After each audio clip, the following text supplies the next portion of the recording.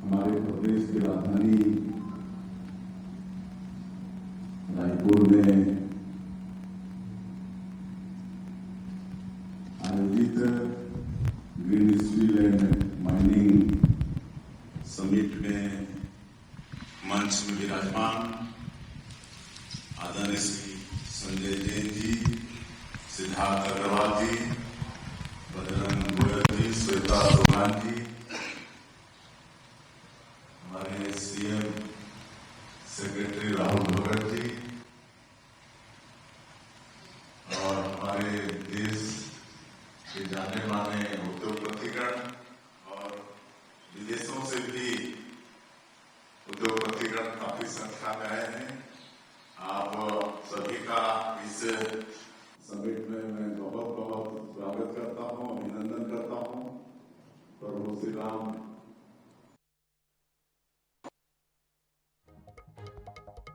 माता कौशल्या का मैके पवित्र सावन महीना का तीसरा सोमवार भी है, तो मैं सावन सोमवार के लिए आप सभी लोगों को बधाई देता हूं। मुझे आने में देरी हुई, इसलिए मैं क्षमा भी चाहूंगा। आप लोगों का कार्यक्रम पहले से आयोजित था और हमारा जो फर्स्ट आपका कार्यक्रम था वो पोस्टपोन हो गया था। हमारे प्रदेश लेकिन उनका भी कार्यक्रम पोस्टपोन हुआ, तो पहले से उनका एक कार्यक्रम था वहां पर। पवित्र सावन महीना का तीसरा सोमवार भी है, तो मैं सावन सोमवार की भी आप सभी लोगों को में देरी हुई, इसलिए मैं क्षमा भी चाहूंगा। आप लोगों का कार्यक्रम पहले से आयोजित था और हमारा जो फर्स्ट हाफ का कार्यक्रम था वो पोस्टपोन हो गया था। हमारे प्रदेश के गृह मंत्री जी को अनंत्र जाना था, लेकिन उनका भी कार्यक्रम पोस्टपोन हुआ, तो पहले से उनका एक कार्यक्रम था आज। वहां पर भोरम देव मंदिर है कवर्धा में, बहुत प्राचीन मंदिर, 1000 साल पुराना मंदिर होगा। तो वहां पर पिछले साल से हम लोग कांवरियों का स्वागत करते हैं पुष्प वर्षा करके, हेलीकॉप्टर से पुष्प वर्षा करके।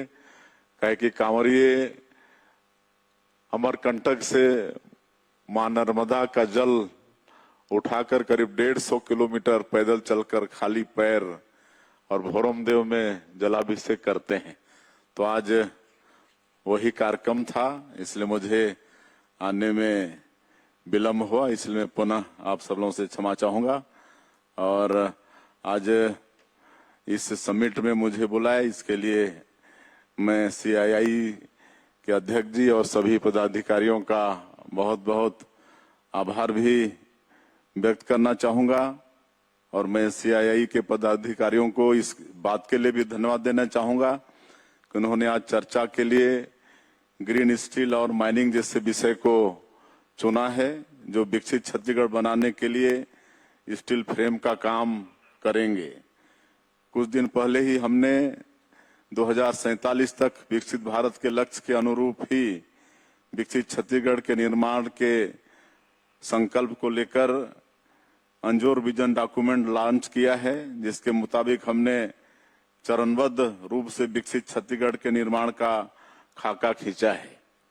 विजन डॉक्यूमेंट में हमने सबसे ज्यादा जोर मैन्युफैक्चरिंग सेक्टर पर रखा है और इसमें भी छत्तीसगढ़ की कोर इंडस्ट्री जैसे स्टील और पावर जैसे उद्योगों पर हमारा सबसे ज्यादा फोकस है। हमारे यशस्वी प्रधानमंत्री श्री नरेंद्र मोदी जी का सपना है देश को स्टील हब बनाना। उनके नेतृत्व में देश में स्टील उत्पादन 100 मिलियन टन से बढ़कर 200 मिलियन टन हो गया है और वर्ष 2030 तक इसे बढ़ाकर 300 मिलियन टन करने का लक्ष्य उन्होंने रखा है।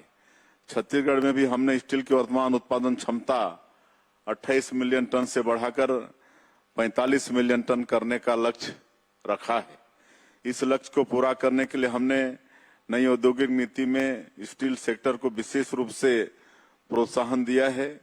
यदि कोई उद्यमी ग्रीन स्टील का उत्पादन कर रहा हो तो विशेष अनुदान प्रावधान की व्यवस्था हमने नई इंडस्ट्रियल पॉलिसी में की है।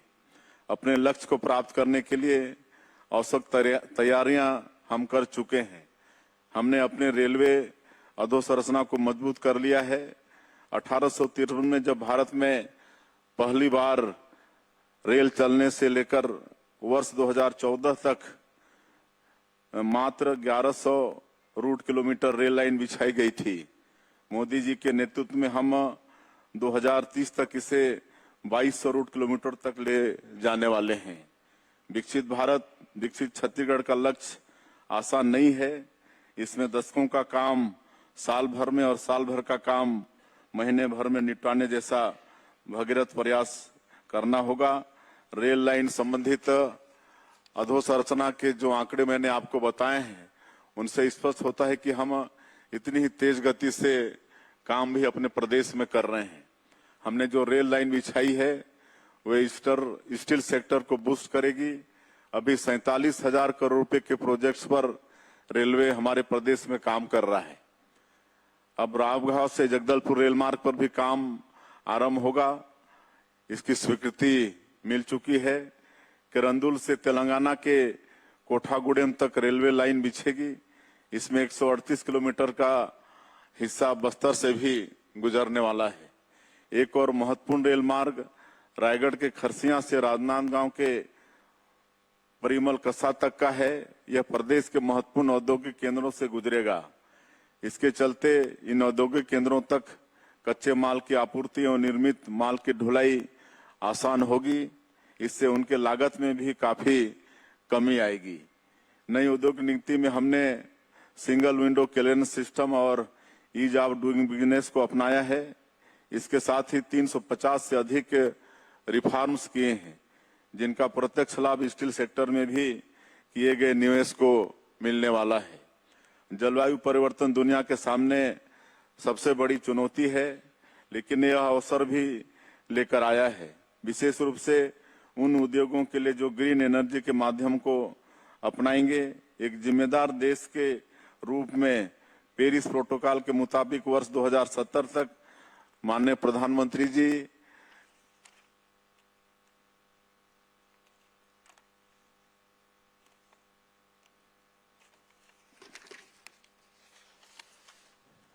ने भारत में शून्य कार्बन उत्सर्जन का लक्ष्य रखा है। इसके चलते ग्रीन स्टील अपनाने से उद्योग जगत के लिए लाभ के अवसर पैदा होंगे। मुझे इस बात की भी खुशी है कि छत्तीसगढ़ उन राज्यों में से है जिसने अब इसकी पहल कर दी है। ग्रीन स्टील के उत्पादन के लिए हाइड्रोजन आदि के उपयोग को अपनाया जा रहा है।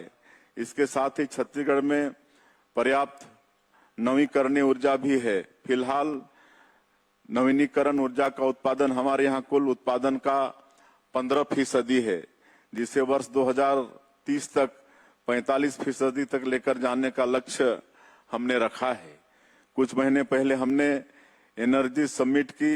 इसमें लगभग 3.5 लाख करोड़ रुपए के निवेश प्रस्ताव प्राप्त हुए हैं।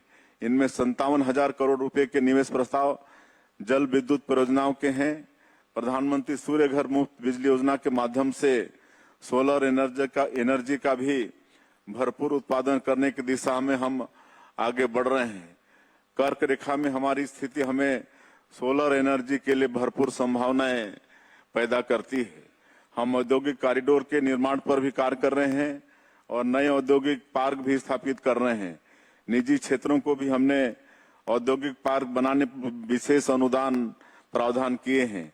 बिजली पानी की सुविधा से युक्त एक बढ़िया परिसर उद्योग जगत के लिए उपलब्ध रहेगा। उदाहरण के लिए एनएमडीसी के नगरनार संयंत्र के निकट स्थापित नियानार औद्योगिक क्षेत्र को लें। इसकी स्थापना से स्टील से जुड़े अनुषंगिक उद्योगों को यहां पर बढ़ावा मिलेगा। यूं तो स्टील सेक्टर में राज्य में कहीं भी निवेश करें आकर्षक अनुदान प्रावधान दिए गए हैं, लेकिन बात जब बस्तर और सरगुजा की हो तो इसके इतर भी अनुदान प्रावधान रखा गया है। बस्तर के सभी विकास खंडों में हमने स्किल इंडिया के सेंटर आरंभ कर दिए हैं, इसलिए प्रशिक्षित लोगों की उद्योग जगत में कोई कमी नहीं रहेगी। इस सेक्टर में जो निवेश करेंगे उन्हें प्रदेश की नई लॉजिस्टिक नीति का भी लाभ मिलेगा। इस नीति के अंतर्गत dry port, inland container depot आदि आरंभ करने पर अनुदान प्रावधान मिलेंगे। सेंट्रल इंडिया में लोकेशन होने की वजह से लॉजिस्टिक के लिए यहाँ भरपूर संभावना है। यहाँ से एक्सप्रेस वे आदि के माध्यम से पोर्ट सिटी तक कनेक्टिविटी तथा रेलवे मार्गों तथा राजमार्गों के जाल से देश के चारों ओर अच्छी कनेक्टिविटी का लाभ स्टील सेक्टर के उद्यमों को मिलेगा। छत्तीसगढ़ अपने भरपूर खनिज संसाधनों से समृद्ध है। इसके उचित दोहन से यहाँ औद्योगिक संभावनाओं में काफी विस्तार होगा। इससे स्थानीय स्तर पर रोजगार सृजन होगा और अर्थव्यवस्था में भी तेजी से विस्तार होगा। मैन्युफैक्चरिंग सेक्टर से अधिकतम लोगों को रोजगार उपलब्ध कराना हमारा लक्ष्य है और इसके लिए हम तेजी से काम करने पर प्रतिबद्ध हैं। केंद्र सरकार के रोजगार से जुड़ी प्रोत्साहन योजना तथा स्थानीय लोगों को रोजगार देने पर अनुदान प्रावधानों की राज्य सरकार की योजना से इस दिशा में बड़ा काम होगा। हमने रायपुर, दुर्ग, भिलाई जैसे शहरों को शामिल करते हुए स्टेट कैपिटल रीजन का निर्माण किया है और इसके माध्यम से तीव्र विकास के लिए प्राधिकरण का भी गठन किया है। हमने एसीआर को एक बड़े स्टील क्लस्टर के रूप में विकसित करने का लक्ष्य रखा है। प्राधिकरण के गठन से इस कार्ययोजना को मूर्त रूप देने में काफी मदद मिलेगी। देश के सबसे ऊंचे चिनाब पुल में छत्तीसगढ़ का स्टील लगा हुआ है। ये छत्तीसगढ़ के लिए बड़े ही गौरव का विषय है। आइए हम सब संकल्प लें कि छत्तीसगढ़ को देश के अग्रणी स्टील हब के रूप में तैयार करें ताकि देश ही नहीं दुनिया के मेगा स्ट्रक्चर को भी छत्तीसगढ़ का स्टील मजबूती से प्रदान हो। आपने मुझे इस कार्यक्रम में आमंत्रित किया, इसके लिए मैं पुनः CII का आभार व्यक्त करते हुए और एक बार आप सभी का छत्तीसगढ़ की इस धरती में स्वागत करते हुए अपनी बात समाप्त करता हूं। जय हिंद, जय Chhattisgarh.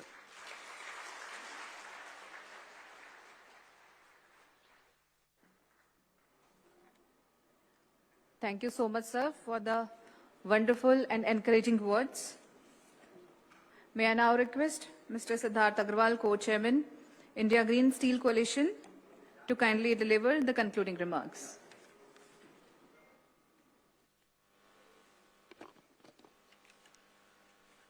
Shri Vishnudev Sayaji, Honorable Chief Minister of Chhattisgarh, Mr. Sanjay Jain, Chairman, CII Chhattisgarh State Council, Mr. Bajrang Goyal, Vice Chairman, CII Chhattisgarh State Council, Ms. Shweta Shanjan, State Head, Chhattisgarh State Council.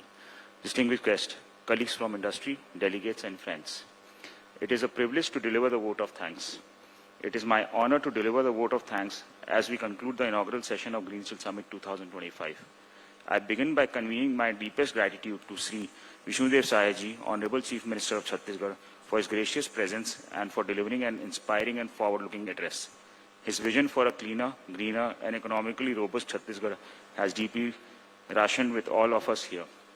The Chief Minister's sir's clear commitment on aligning industrial progress with environmental stewardship sends a powerful message, not only to the state steel and mining sectors, but to the entire nation. His leadership is laying the groundwork for a new model of development, one that combines resource efficiency, climate responsibilities, and economic opportunities.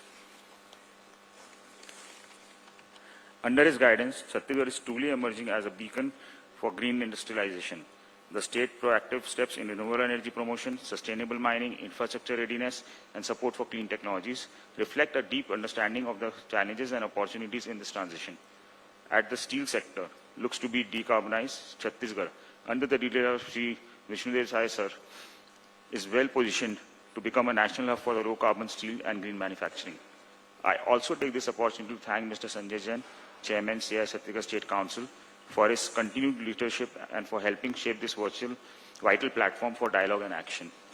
Now in the fourth edition, the Green Steel Summit is more relevant than ever. As India accelerates towards its net zero ambitions, steel must lead the way. This summit provides the space to explore solutions that are not only technological viable and economical sound, but also aligned with the broader vision that the leaders like the Honorable Chief Minister Sir mentioned.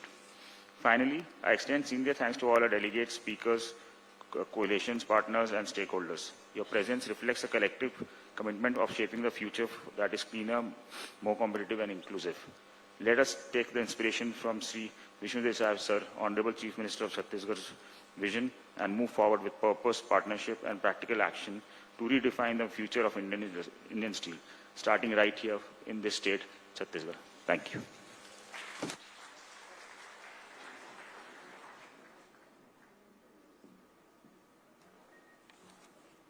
Thank you, sir. May I now request Mr. Sanjay Jain, Mr. Siddharth Agrawal, and Mr. Bajrang Goel to kindly present the memento to Honorable Chief Minister of Chhattisgarh.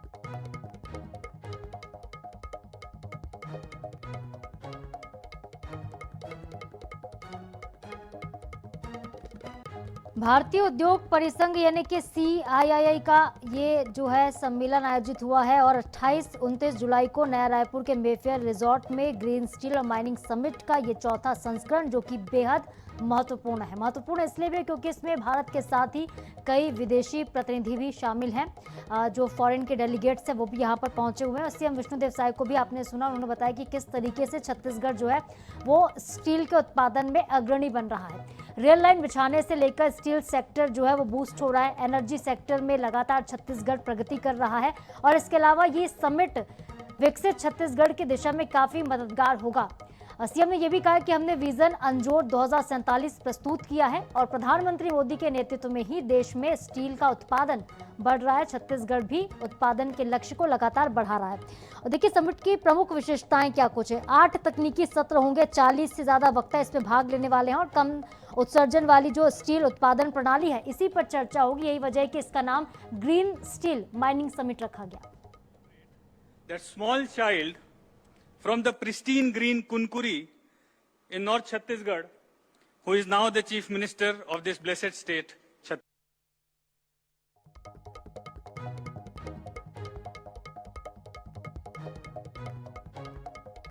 Steel को बढ़ावा देने के लिए नीति, हस्तक्षेप, low carbon के अलावा steel निर्माण में वैश्विक अध्ययन, कई ऐसे विषय हैं जिस पर विशेषज्ञ वक्तव्य भी देंगे और 30 से ज्यादा प्रौद्योगिक प्रदर्शनी यहां पर लगाई गई हैं। क्लीन एनर्जी समाधानों को यहां पे प्रदर्शित किया जा रहा है। ये प्रदर्शनी जो है वो टेक्नोलॉजी प्रदाताओं और स्टील के साथ ही माइनिंग कंपनियों के सहयोग का एक माध्यम भी बनेगी। इसके अलावा अनब्लॉकिंग ग्रीन स्टील डिमांड जो है इसकी पत्रिका का विमोचन भी किया जाएगा। ग्रीन स्टील माइनिंग में अवसरों की जानकारी ये पत्रिका देगी। इसके अलावा इंडिया ग्रीन स्टील कोएलिशन के बैठक, प्रमुख स्टील उत्पादक, उपभोक्ता अनुसंधान संस्थान, अंतर्राष्ट्रीय संस्थाएं, NGO मिलकर 25 से ज्यादा सदस्य इस समिट में शामिल हो रहे हैं। नवा रायपुर के एक निजी होटल में मेफेयर रिजॉर्ट में इसका पूरा आयोजन किया गया है। कार्यक्रम की जानकारी पहले दे दी गई थी कि 400 से ज्यादा जो प्रतिनिधि हैं इसमें शामिल हो रहे हैं, इसकी मेजबानी करने वाले हैं। इसमें अमेरिका शामिल है, कोरिया के लोग पहुंचे हैं, फिनलैंड से, जर्मनी से, स्वीडन के डेलीगेट इसमें शामिल हैं। ये कार्यक्रम स्टील और माइनिंग क्षेत्र को पूरी श्रृंखला को जोड़ता है। नीति निर्धारकों से, निर्माताओं से, प्रौद्योगिकी प्रदाताओं से और सतत विशेषज्ञों के अलावा अकादमिक जगत के लोगों को एक मंच प्रदान करता है ये पूरा समिट। खास बात यह भी है कि सम्मेलन का उद्देश्य क्या है। सम्मेलन का उद्देश्य है देश भर में स्टील को बढ़ावा देना, स्टील के उत्पादन को बढ़ाना और स्टील क्षेत्रों में ग्रीन ट्रांजिशन के सहयोग के लिए नवाचार करना, सर्वोत्तम प्रथाओं के साथ ही नीति ढांचे को खोजना। तो भारत के अलावा विदेशों के प्रतिनिधि इसमें शामिल हैं। पीएम के नेतृत्व में देश लगातार स्टील के उत्पादन में आगे बढ़ रहा है, ये कहा सीएम विष्णुदेव साय ने। और 28 मिलियन से बढ़ाकर हमने 47 मिलियन का इस बार लक्ष्य रखा है। रेल अधोसंरचना का तेजी से पूरे देश भर में विकास हो रहा है। 2030 तक 2200 किलोमीटर तक की रेल लाइन आगे भी बिछेगी। रेल लाइन बिछने से स्टील सेक्टर और ज्यादा बूस्ट होगा, ये कहा मुख्यमंत्री विष्णुदेव साय ने। एनर्जी सेक्टर में हम लगातार आगे बढ़ रहे हैं। एनर्जी के अलावा स्टील प्लांट में भी छत्तीसगढ़ अग्रणी है। विजन अंजोर 2047 प्रस्तुत किया गया है। 2047 के अनुरूप देखिए विकसित भारत का एक लक्ष्य है और यही लक्ष्य जिस पर छत्तीसगढ़ भी काम कर रहा है। छत्तीसगढ़ में स्टील का उत्पादन लगातार तेजी से बढ़ रहा है, जिससे छत्तीसगढ़ में भी रोजगार के अवसर बढ़ रहे हैं। और इसके अलावा जो युवा है खासतौर पर, उनके लिए काफी कुछ जो नए इनकम के सोर्स हैं वो भी डेवलप किए जा रहे हैं। खासतौर पर रेल लाइन की बात की है मुख्यमंत्री ने कि रेल लाइन अगर ज्यादा से ज्यादा बिछेगी तो स्टील का उत्पादन और ज्यादा होगा। स्टील जो सेक्टर है पूरा वो बूस्ट होगा।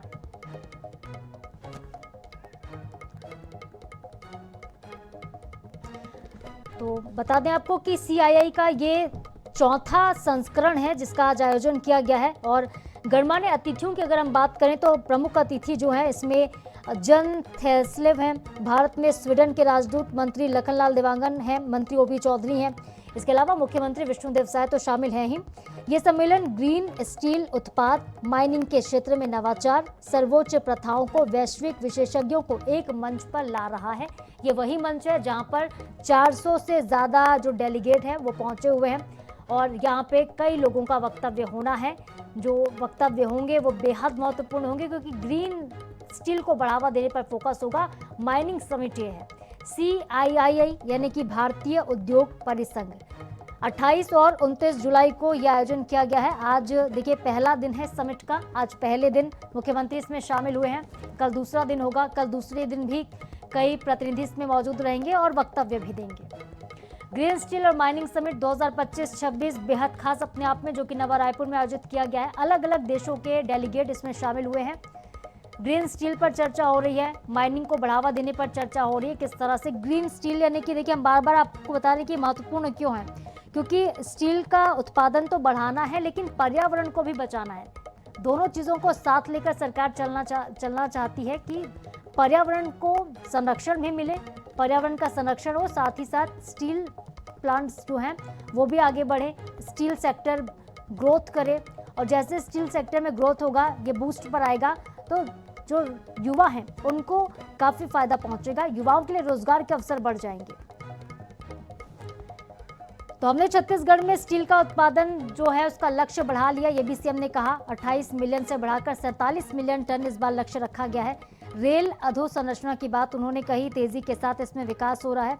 2200 किलोमीटर की रेल लाइन बिछाई जाएगी अब।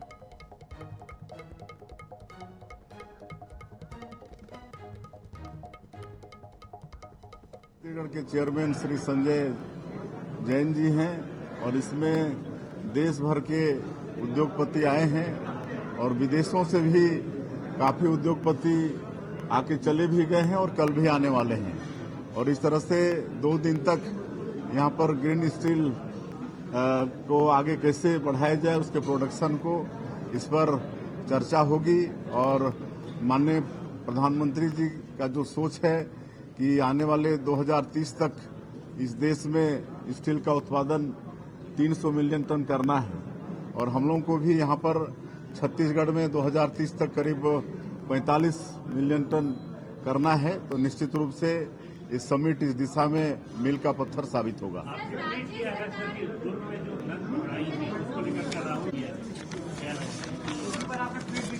जी देखिए, जो बात आप लोग कर रहे हैं उसकी वास्तविकता ये है कि नारायणपुर की 3 बेटियों को नर्सिंग की ट्रेनिंग दिलाने और उसके पश्चात नौकरी दिलाने का वादा किया गया था।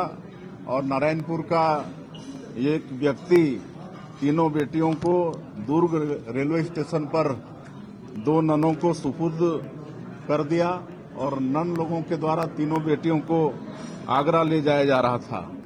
और इसमें इंक्वायरी हुई है और ये पूरा का पूरा मामला प्रलोभन देकर ह्यूमन ट्रैफिकिंग और उसके पश्चात मतांतरण करने का ये मामला है और इसमें मामला दर्ज हुआ है और इसकी जांच जारी है, न्यायालयीन प्रक्रिया में है और कानून अपने हिसाब से काम करेगा और इसको राजनीतिक रूप देना किसी भी स्थिति में ठीक नहीं है। सर, लेकिन इस तरह की चीजें आती हैं तो राहुल गांधी ने इससे पहले भी जब टारगेट एसएस का जिक्र किया कि आरएसएस और बीजेपी इस तरीके का धर्मांतरण मतांतरण का मुद्दा चला रही है, इनका उद्देश्य ये नहीं है सब साथ रहें, इनका उद्देश्य तोड़ने बांटने और वैमनस्य फैलाने का है। बिल्कुल, छत्तीसगढ़ ऐसा प्रदेश है जहां पर सभी लोग शांति से रहते हैं, सब मिलकर रहते हैं, लेकिन हम लोग इस तरह से प्रलोभन देकर धर्मांतरण कराना इसके विरोध में रहते हैं और ये नहीं होना चाहिए। लेकिन कांग्रेस के पास और कांग्रेस के नेताओं के पास कोई मुद्दा भी नहीं है बोलने के लिए, इस तरह से उलझुल आरोप लगाते हैं। जी,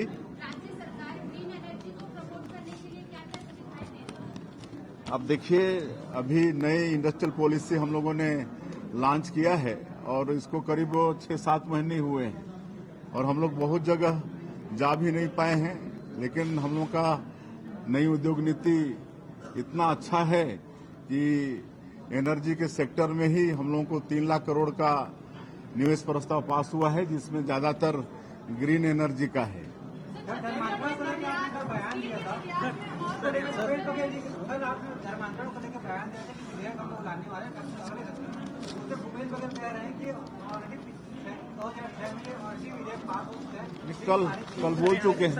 कल बोल चुके हैं।